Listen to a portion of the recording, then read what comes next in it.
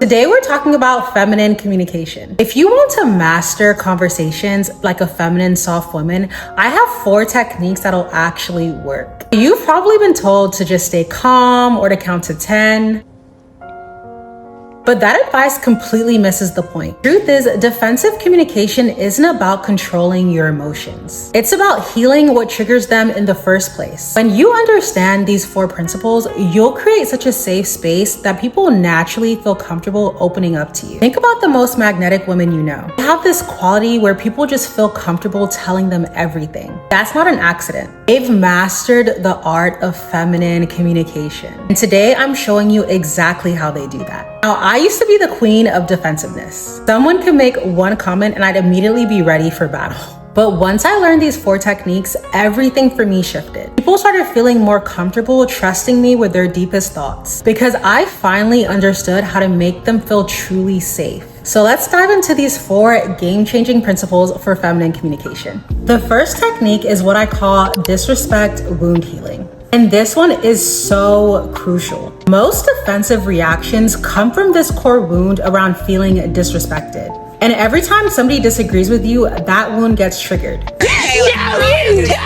Your body thinks it's under attack, so your immediate response is to attack back. But here's what's really happening. That feeling of disrespect typically has nothing to do with the conversation. It's just an old pattern from when you've actually been dismissed or if you've been invalidated. Maybe that was as a child, maybe it was in past relationships with an ex. Now your nervous system is on this high alert for any sign of that. Think about your last defensive moment. Did the person actually disrespect you? Or did their words just remind you of being disrespected? There's usually a huge difference. When you heal this wound, something beautiful happens. You stop taking things personally because you realize that most people aren't trying to disrespect you. They're simply just expressing themselves. So here's how I started healing my core wound around being disrespected. I reminded myself of moments where I did feel respected. And I got very specific. How was I feeling when I felt respected? What was I wearing? What did the environment look like? And every day I would remind myself of those specific moments. That way I was rewiring my brain to think of myself as someone who was respected. Another thing I did was that when I felt that defensiveness rising, I'd pause and I'd ask myself, is this really about right now?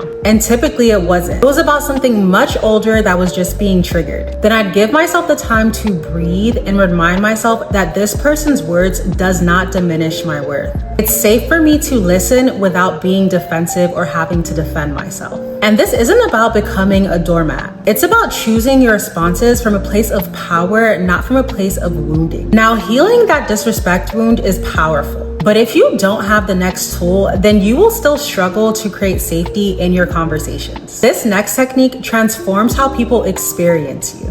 The second technique is called empathy first response. And this completely changed how I communicate. Most of us listen to respond and not to understand. We're planning our comeback, what we're gonna say in our heads while they're talking. But feminine communication works differently. It leads with understanding and not defending. When someone shares something difficult with you, your first response shapes everything. If you immediately defend or explain, then you've lost them. But if you lead with empathy, you create safety. And here's exactly how to do that. When someone expresses frustration or hurt, don't immediately jump to fix it. Instead, reflect back on what you heard. For example, it sounds like you felt really overlooked when that happened. You must have felt so frustrated. Watch their whole demeanor change. Their shoulders will drop because finally someone gets it. And if this video has been helpful so far, don't forget to like and subscribe. You're not agreeing or disagreeing with them. You're just acknowledging their experience. And that acknowledgement creates profound safety. I had to learn this the hard way. When my partner used to share something that would bother him or upset him, I'd immediately launch into explanations and solutions. Until one day he said, I don't need you to fix anything. I just need you to hear me.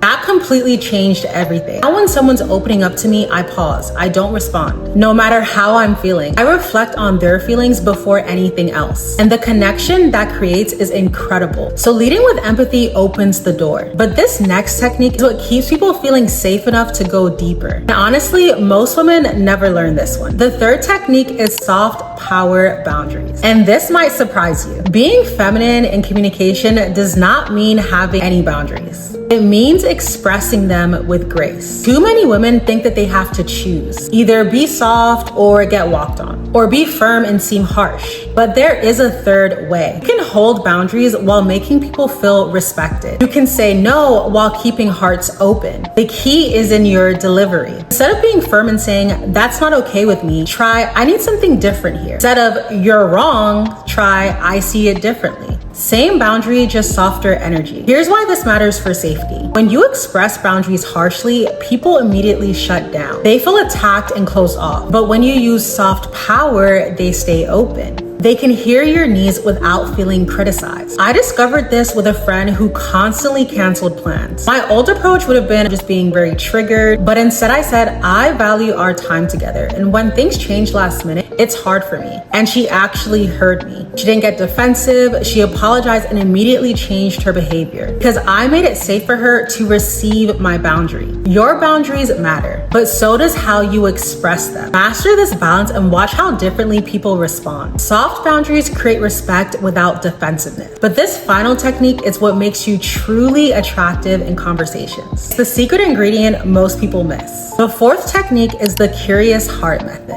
And this one transforms everything. Most offensive communication comes from thinking you already know. You know what they mean, you know what they said, you know their intentions. But what if you approached every conversation with genuine curiosity? What if you assumed you don't know the full story? This shift creates miraculous openings. When someone says something that triggers you, get curious instead of getting defensive. So you can say, tell me more about that. What makes you feel that way? Help me understand your perspective. These questions work so good because defensiveness closes doors, but curiosity opens them. And when you're genuinely curious, people feel it. They sense your openness. They trust you more with truth. Here's how this changed my marriage. My husband would make comments that felt critical, and my old pattern was to get defensive immediately. But when I started getting curious instead, I discovered something. Most of the time, he wasn't criticizing at all. He was sharing a need or fear that I just didn't understand. He helped me see past my defensive filter. Now, when I feel triggered, I lean in with questions, and not aggressive ones, just gentle, open-hearted ones. And the conversations that follow are completely different. When you combine all techniques, something beautiful happens. You become the woman people trust with their heart because you've created the ultimate conversational safety. So let's recap these 4 feminine communication techniques. Disrespect wound healing.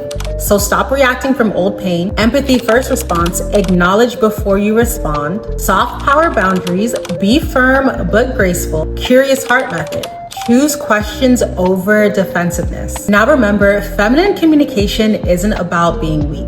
It's about being so strong in yourself that you can hold space for others. When you master these techniques, you create something rare. You become a safe harbor in such a defensive world. People will open up to you in ways that surprise you. They'll trust you with things that they don't tell anyone else because you've given them the gift of true safety. Start with just one technique this week. How conversations shift. Notice how people look at you differently. This is the power of feminine communication. Not just changing how you talk, you're changing how people feel in your presence. That changes everything. If this resonated with you, let me know in the comments which techniques you're gonna try first. Remember, every conversation is a chance to practice. Be patient with yourself as you're learning. You're rewiring years of defensive patterns. But with each practice, you'll become more trustworthy and you'll become more feminine. If this video was helpful, make sure to like and subscribe and look out for my next video on embracing your femininity.